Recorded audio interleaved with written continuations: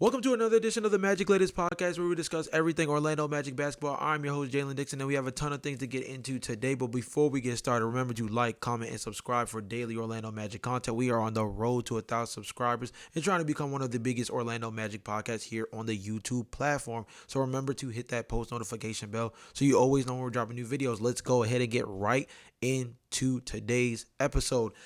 Rough weekend for the Orlando Magic. After winning the season opener, they go 0-2 over the weekend against the Atlanta Hawks and the Chicago Bulls. And I'm going to be honest, it was very enlightening. Again, only 3 games into the NBA season. You don't want to overblow too much, especially for a team that's going to have to go through some growing pains with their new changes, specifically both to their roster with adding guys like Tyus Jones and Desmond Bane to the roster, as well as their offensive philosophy of wanting to play faster, more up-tempo basketball, and trying to get more 3 balls up on a consistent nightly basis. So there's a couple of things that are going to come with the idea of now having to make these adjustments in the early stages, especially when you have someone like Jalen Suggs who, after playing opening night, hasn't really been in the rotation due to them trying to monitor his injury situation. With all that being said, there's a couple of evaluations that I was able to make over the first 3 games, and particularly over the weekend. We didn't, cover those games in depth over the weekend. So, and you can watch the highlights if you want, the stats and all that stuff like that. You don't need my help for that. So I'm going to give you my evaluations of things that I think can be taken away from those 3 games and what that means moving forward for this team as they try to build themselves into an Eastern Conference playoff contender, right? The first thing is the Tyus Jones versus Jace Richardson dilemma. 3 games. Again, 3 games.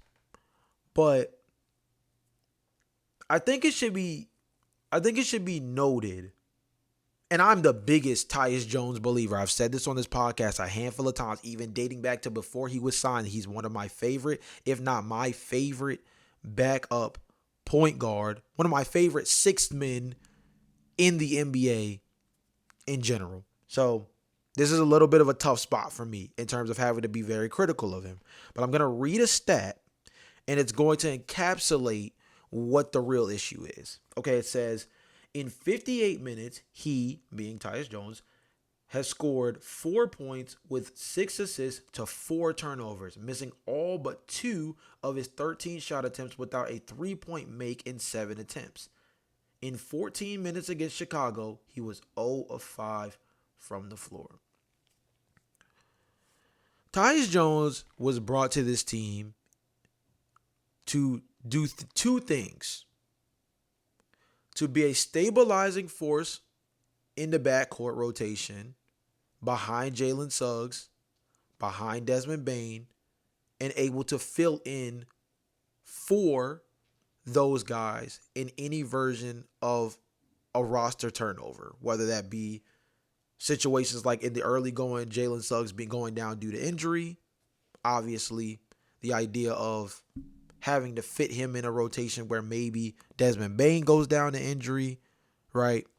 Different things of that nature, where Tyus Jones can step in as the starting point guard at any time if Jalen Suggs goes down, or he can be a stabilizing force off the bench when those guys are not on the floor.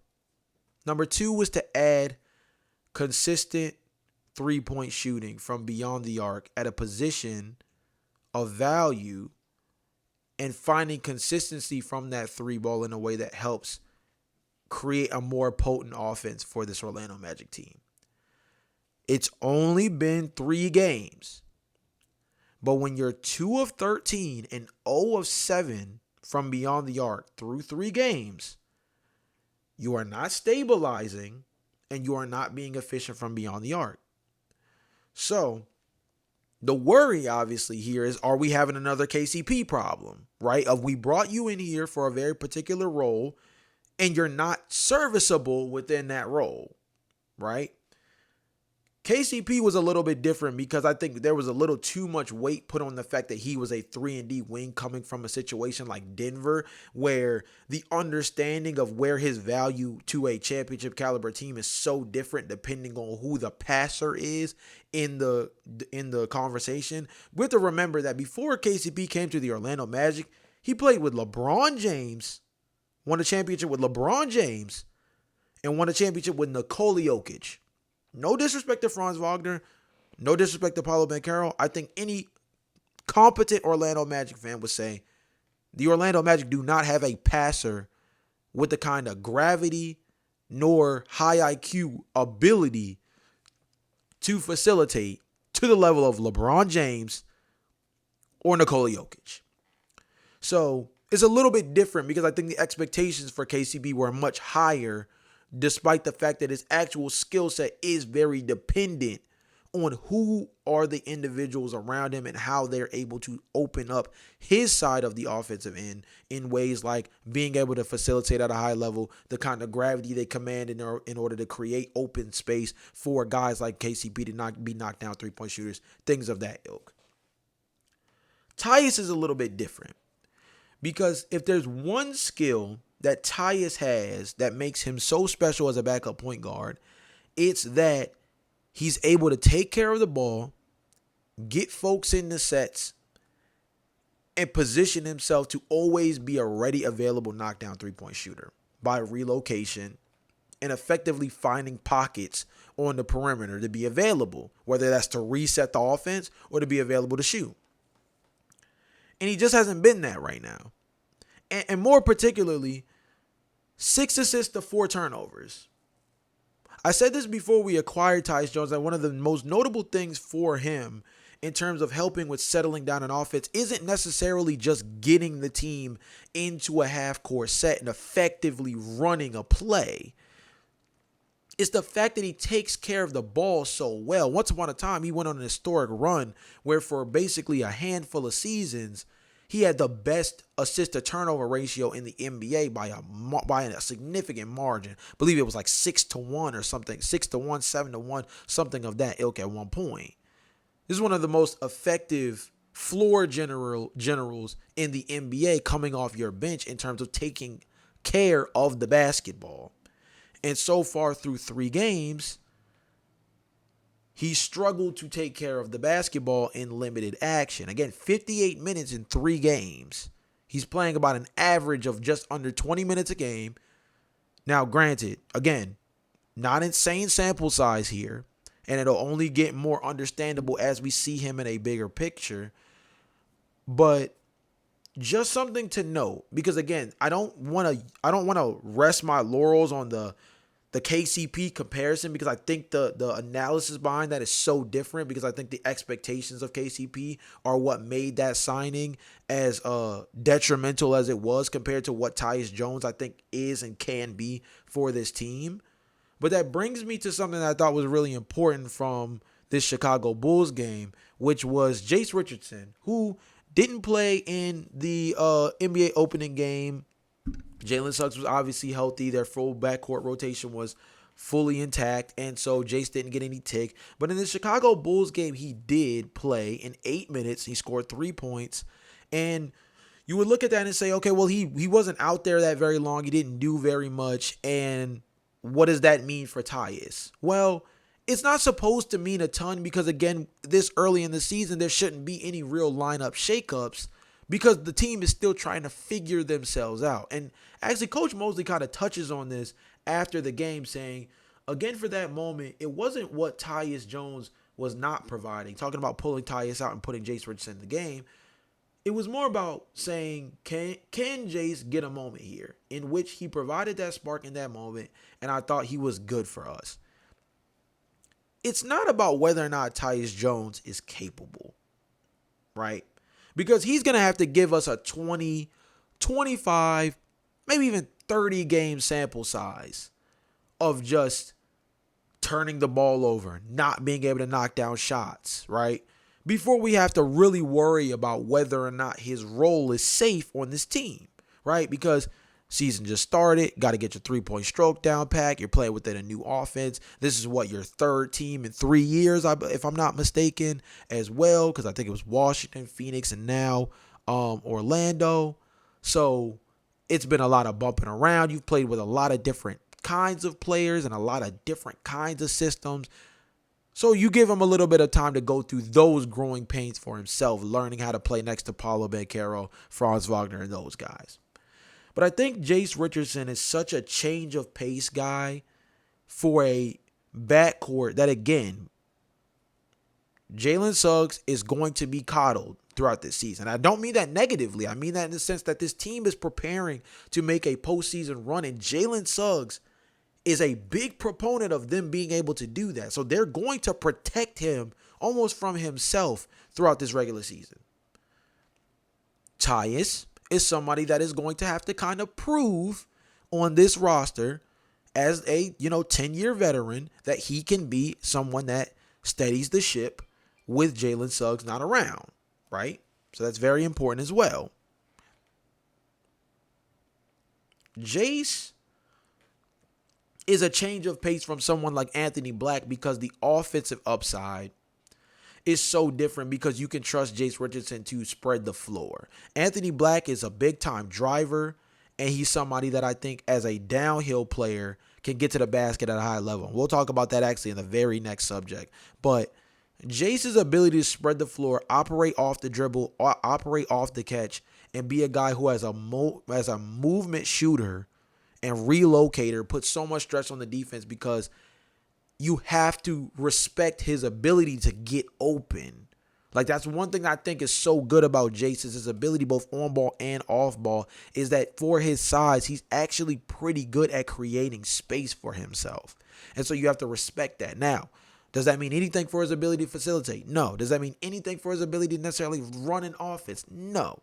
But is it, again, a change of pace that, as Mosley said, can provide a spark for this team? Yes. And I think that's going to be something that over time may allow Jace Richardson to earn more minutes sooner rather than later because it gives the Orlando Magic offense mainly a change of pace and a different feel in their backcourt because outside of Desmond Bane, there isn't definitively this player on the perimeter for the Magic that can do these type of on-ball and off-ball creation things.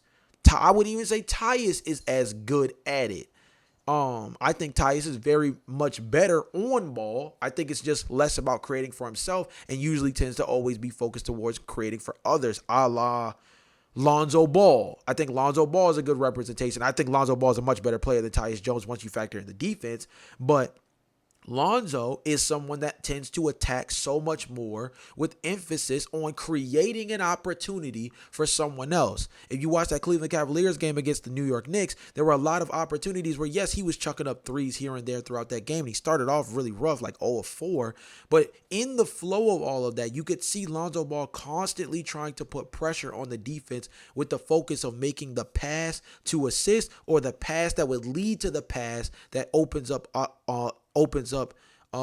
a better look offensively. And that's a lot of what Tyus Jones does. Jace is trying to create offense in a way that frees himself up and by proxy will create a certain level of respect for him where now as a shooter, you have to now pick your poison. And I think that's the change of pace situation that's going to make it where the Tyus Jones versus Jace Richardson for that backup point guard spot next to Anthony Black is going to be the position battle to watch, essentially. Like, of anybody on this team that has the upside to play themselves into more minutes, I think it's Jace Richardson by a landslide. I don't think Anthony Black can play himself into the starting lineup. But I do think Jace Richardson can play himself into being the first or second guy off the bench alongside Anthony Black over Tyus Jones. And again, I love Tyus Jones as a player. But it's all going to depend on Tyus' ability to run the offense off the bench and his ability to knock down three-point shots. That's what you're brought in here for. We didn't ask you to come in here and guard. KCP, we at least asked him to come in and guard at a high level, and he wasn't able to do that really either. But your goal is to quarterback an offense with Jalen Suggs and Desmond Bane off the floor and knock down three-point shots. And if you can't do that, we're going to see what the rookie can do. Again, 3 games. So I'm not going to overblow it. But this is going to be something to watch. One of the top 5 storylines for the Orlando Magic all season long, internally, will be the position battle between Tyus Jones and Jace Richardson. Watch it, pay attention to it closely, and more more specifically, we're going to do this throughout the season on this podcast. Trust and believe. Focus on what Jamal Mosley says about Jace Richardson throughout the season, because I think that will also be a representation throughout the year of where his head is at about Jace and how much he will play on a night-to-night basis. And that, by proxy, will let you know how much we will see Tyus Jones on the floor as well.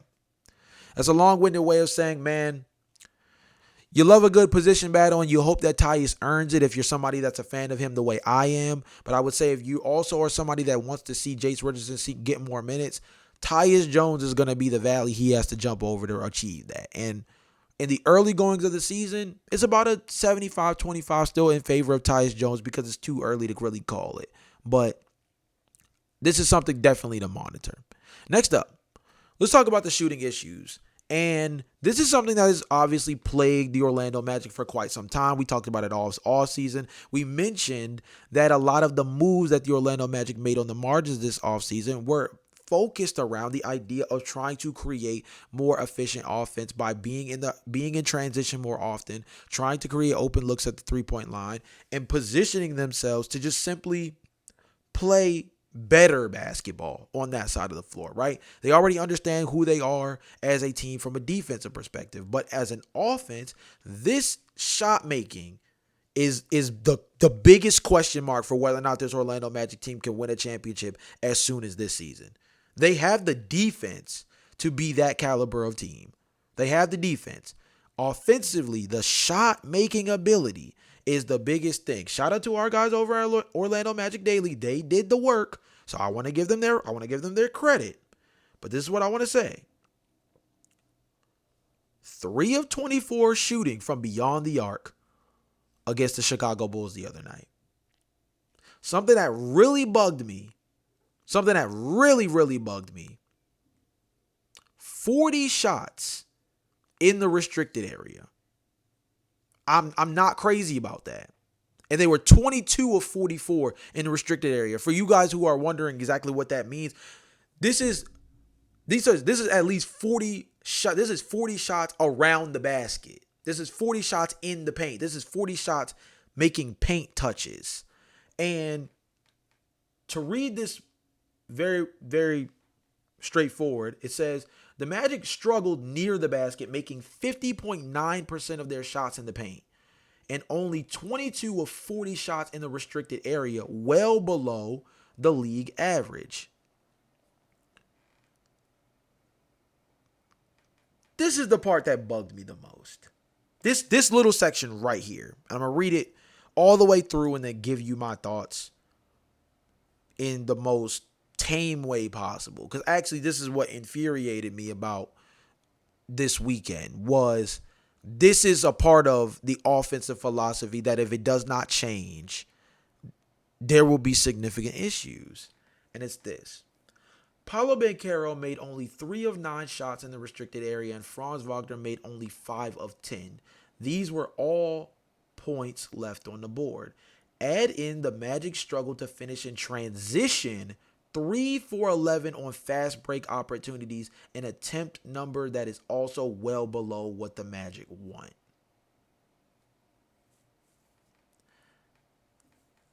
Orlando's offense has expanded and changed in many ways, but the team is still struggling to control its pace.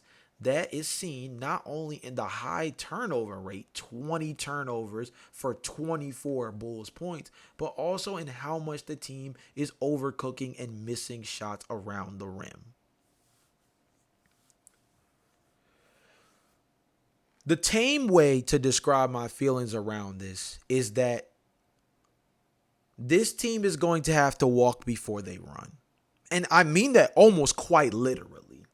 Because as much as they want to be a much more high-tempo offense, you could see this team hurting themselves by almost purposely driving with the intention to kick out for three-point opportunities. Now, I'm not against 24 three-point attempts. If anything, you could consider that to be low in today's NBA, of course, right?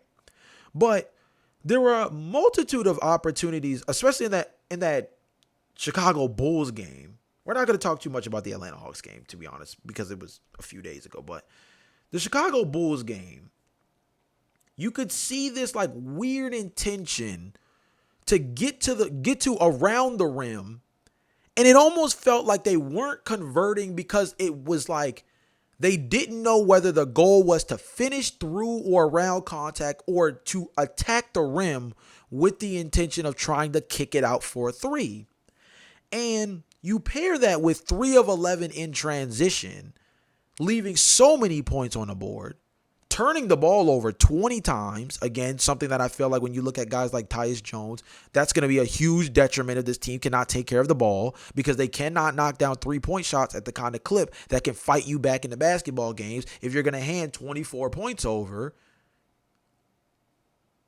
This is a team that might need to slow down.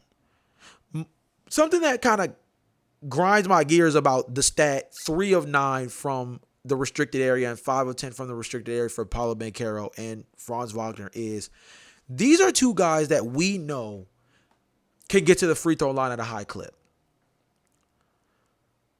These are 2 guys, 2 of the better wings in the NBA at being able to finish through contact in years past.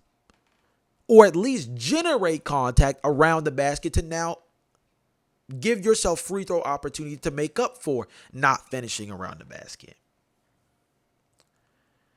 The Orlando Magic also have a lot of range, quite literally across their starting 5, right? Especially if Jalen Suggs is out of the lineup, you have a situation where Anthony Black is in the starting lineup alongside with Desmond Bane, Paolo Banchero, Franz Wagner, Wendell Carter Jr. With the size that the Orlando Magic have on this roster, to be 22 of 40 in the restricted area is absolutely atrocious. Yes, they need to improve as a 3-point team. But that doesn't mean you lose the philosophy of being this bruising team that physically can impose themselves on opposing big men, led by Paolo Banchero, who is one of the best players in the NBA at initiating contact and creating free throw opportunities. This team cannot lose the identity of being physical and forceful on the offensive and defensive glass, the way they've built themselves to be in years past. Last year, they were not as good on the rebounding tip, and during preseason, they looked like they were showing strides towards getting back to being this strong rebounding team, especially on the offensive glass. The ability to finish around the basket, create second chance opportunities, and create free throw opportunities all starts with being aggressive towards the basket. Only getting 40 restricted paint touches that actually resulted in shot attempts is quite literally like unacceptable for this team. So it's a bit of it's a team thing, but it actually is like a representation of like a particular player that I think is a weird representation for this, right? Which is the Ben Simmons conundrum. I was thinking about this yesterday of like Ben Simmons at the peak of his powers. Let's talk about Ben Simmons at the peak of his powers for a second. All NBA caliber defender. One of the best facilitators in the NBA. Always top 5, top 10 in assists per game for 3 to 4 years along. Still was averaging nearly a double-double on a nightly basis by being able to be a high-level rebounder as well as just get his points in the flow of the offense through things like backdoor cutting and in transition. Right? And the question was always like, if he could get a 3-point shot, like who would he be? And it almost seemed like as his confidence waned, paired with the questions around his 3-point shot, he's quickly fallen off of a cliff from where he once was, which was an all-NBA player, even without the 3-point shot. What does that relate to the Orlando Magic? I get it. Let's stay on track. And now here's where I'm going to bring it to. How that's similar to the Orlando Magic is that you cannot forget in the means of trying to correct your 3-point shooting problem that you are one of the better teams in the league from a physical standpoint at being able to get to the rim and finish around contact because you start a starting lineup of Paolo Banchero, Franz Wagner, and Wendell Carter Jr., which is a very jumbo-sized lineup with two guys on that lineup particularly that can get to the line 20 times a night if they put their minds to it, which we've seen. So I'm not just saying that hypothetically.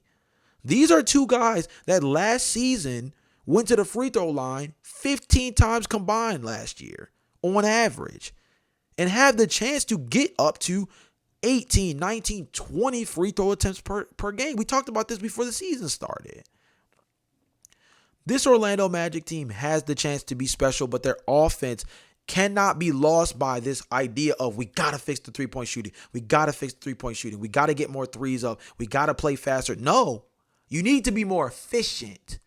Playing faster is meant to create more open opportunities because you're catching the defense under duress. You're catching them off the rebound where some guys are not able to get back in time, and you're creating easy opportunities for yourself. But when you're playing faster than you as the team itself can operate, you are now not creating an advantage. You're actually creating a disadvantage for yourself because the processing of everything happening is no better for you than it is for the defense you're trying to outmatch.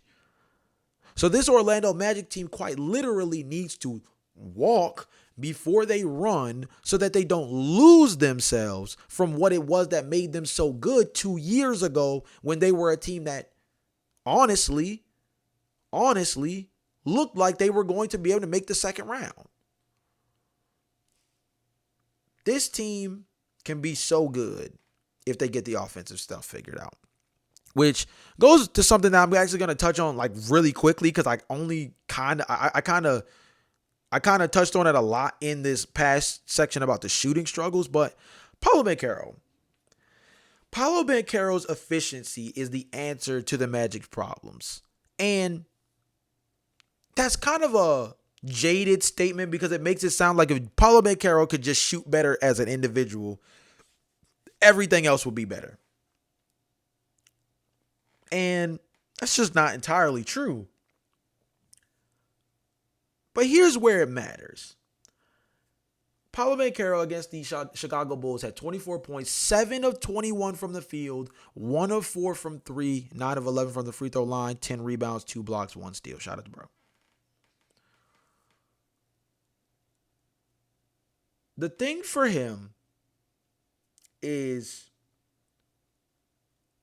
as a more efficient scorer, you are now rewarded with more respect by the defense. By proxy, they now have to consider you as more of a threat than any other person on the floor in terms of what it is you do with the ball next. Although this could turn Paolo Banchero into more of a facilitator, it will also, in conjunction, create more opportunity for the members around him to see more effective and more efficient looks from places like beyond the arc or reestablishing off the top of the key and being able to drive once again to create a different opportunity. Paolo Banchero, to me, I've said this before, and I think I've said this on this podcast, but if I haven't, I'll reiterate it because it's something that I genuinely believe. Paolo Banchero is one of the most dangerous players in the NBA when he gets the ball in the mid-post area, makes one dribble, and chooses a route. One dribble, pull up mid-range, fade away, knockdown. One dribble, into the paint, pivot foot around the basket, finish the lay. One dribble, drive, shoulder bump, bounce off, finish the basket, and one. We've seen this. As Orlando Magic fans, I know y'all have every sequence I just named, you can pick out a highlight from the Chicago Bulls game, from the Atlanta Hawks game this past weekend, where either you saw that sequence or you saw an opportunity where you're like, that's on Onyeka Okongwu on the other side. A guy who's still trying to earn his minutes on the floor for the Atlanta Hawks. and really only got the start in this game because Kristaps Porzingis is out due to illness. Yes, he's a good shot blocker and a relatively decent rim protector.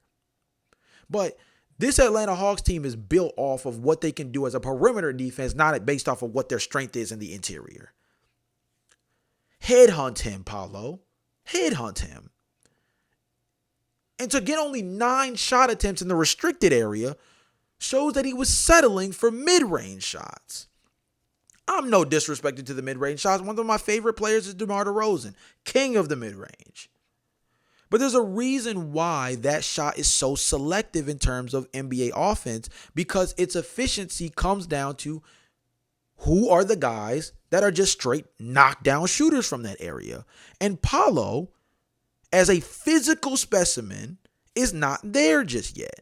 Him, very similar to Zion Williamson, are two guys that when they get downhill, they are freight trains. They are guys that you have to be wary of what they can do in terms of generating contact, being forceful around the rim, and also being able to finish through contact. So Paolo Banchero becoming more efficient starts with becoming more self-aware that he is the most dangerous around the basket.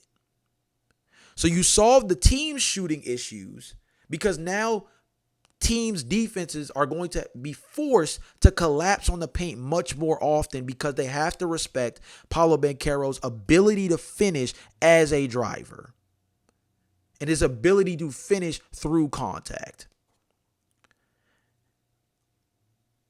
In cahoots with that, they go hand in hand, I guess is what I'm trying to say. With that collapsing, you now create wide open looks for your other knockdown shooters, your Jalen Suggses, your Desmond Baines, your Jace Richardsons. You create open opportunities for them because now the defense has to collapse on you. If you're simply operating in the mid-range, somebody can ghost contest from the left or ghost contest from behind, but they don't necessarily have to truly respect you so much to collapse down on you. This is going to be a weird comparison, and we're getting really close to wrapping up the podcast, but this is going to be a weird comparison, but Victor Wembanyama has terrorized the NBA through the first 3 games this year. And the way that he's done that is not that he's any different as a basketball player. It's that his philosophy has changed. Remember a few episodes back when we were talking about Carmelo Anthony's comments and saying that Paolo Banchero needs to adapt the Anthony Edwards go-to killer instinct mentality of like needing to be this takeover guy? Paolo Banchero truly does need that, and Victor Wembanyama is the next representation of just what that looks like in real life. Victor Wembanyama took, I believe it was 20 shots per game last year when he was healthy. 10 per game were 10 to 11 per game were within 2-point range. 9 of them were from beyond the arc. He got to the free throw line less than Steph Curry and Kevin Durant, who both are notoriously known more for their mid-range / 3-point shooting ability and not necessarily the most elite at getting to the free throw line.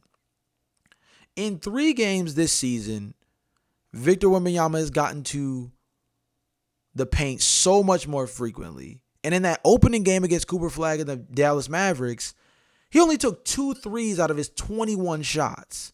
And the 1 3 he did knock down looked like something straight out of NBA 2K. But outside of that, he was like, I believe he was like 18 for 21 or something ridiculous like that. 17 for 21, something ridiculous like that. And he was putting together a complete dunking montage. Now, Paolo Banchero does not need to be that. First off, Paolo Banchero is not 7'4". But Paolo Banchero can be just as physically imposing around the basket as Victor Wembanyama can be. It's just in a different way. So the same way Victor was almost holding himself back by settling for so many three-pointers last year, and I understand that's part of the San Antonio Spurs allowing him to, explore the studio space. It was hurting him in a sense from a production standpoint because as someone that big and that strong, he kind of was taking away his best attributes by simply settling for three-point shots. And I think the same thing could be said for Paolo Banchero at his size with his physical ability and athleticism around the rim. To be settling for mid-range jumpers is actually doing a detriment to the thing that makes you so special as a player. And I also think it can be the thing that makes him more efficient. Get to the basket, Paolo. Just get to the basket. Last but not least, very quick run through on this one. The Orlando Magic take on the Philadelphia 76ers. Next up on the schedule, Joel Embiid and Paul George will not be in this game. Obviously, the Sixers have gotten a lot of production from Tyrese Maxey. Rookie VJ Edgecombe has been a big time for them. And, of course, you have Quentin Grimes, who's coming off of a big game against who was that? Game was just the other day. Quentin Grimes is coming off of a very big performance against the Charlotte Hornets very recently as well. So this team needs to be respected for what they can do as a perimeter shooting team. This is a team that the Charlotte Hornets, when they faced the Charlotte Hornets, shot 46% from beyond the arc, got to the free throw line 32 times. And the thing that stood out to me the most was the fact that they were able to score off of turnovers. 23 points off of turnovers against the Charlotte Hornets. I mentioned to you guys already, the Chicago Bulls scored 23 points off of 20 turnovers against the Orlando Magic in the last game. The Sixers scored 23 points off of 17 turnovers. So this team plays up-tempo basketball. I think you can, with this version of the 76ers, they are very similar to the Chicago Bulls from a play style perspective. If there's one thing I learned from the game against Chicago with Orlando, is that Chicago is going to be a very up and down team. I would not be surprised if the Chicago Bulls are top 5 in pace this year. I also would not be surprised if the Philadelphia 76ers in any game where Joel Embiid does not play, that's the emphasis that they put on, is that they want to play fast. They want to be up and down the floor. They want to create a lot of possessions. In this game, there were 89 shot attempts by the Charlotte Hornets and 87 for the Philadelphia 76ers. To help contextualize that a little bit, this was a game against the Chicago Bulls. 83 shot attempts for them, 87 for the Orlando Magic. This is a game where you look at it and you just you see the up-tempo play style really like kick into full effect. And there's going to be certain teams that really get into that. The Memphis Grizzlies had almost 100 shot attempts the other day. If I'm not mistaken, I think that the Oklahoma City Thunder had 93 shot attempts, right? So when you start creeping into that near 90 shot attempts and above offensive track meet, you know that it's an up-tempo battle. And at least through the first handful of games, teams like the Atlanta Hawks, teams like the Chicago Bulls who play more up-tempo basketball are giving the Orlando Magic trouble as they're learning how to play up-tempo basketball. So that's something to be worried about when talking about dealing with VJ Edgecombe and Tyrese Maxey on that perimeter. Will Jalen Suggs play? That could be very helpful as well in terms of dealing with somebody like Maxey and VJ on the perimeter. This is going to be about being able to finish in the paint. Joel Embiid is not playing. And that I'm sorry, that should not feel like a crazy crutch, but in a lineup where they are likely going to have probably Andre Drummond start, or they'll play small ball and have Tyrese Maxey, VJ Edgecombe, and Quentin Grimes start as the main three, and Kelly Oubre at the 4 with Dominic Barlow as your small ball center. Paolo Banchero should eat in this game. Period, point blank. I'm taking the Magic to win this one pretty clearly. Obviously, This is a get back on the right track game for the Orlando Magic, in my personal opinion. I think they have the chance to really impose their will in the paint. This should be a game where if the Orlando Magic win the rebounding battle, they should also by proxy win the points in the paint battle, because there should be a handful of offensive rebounds that turn into second chance points for this team.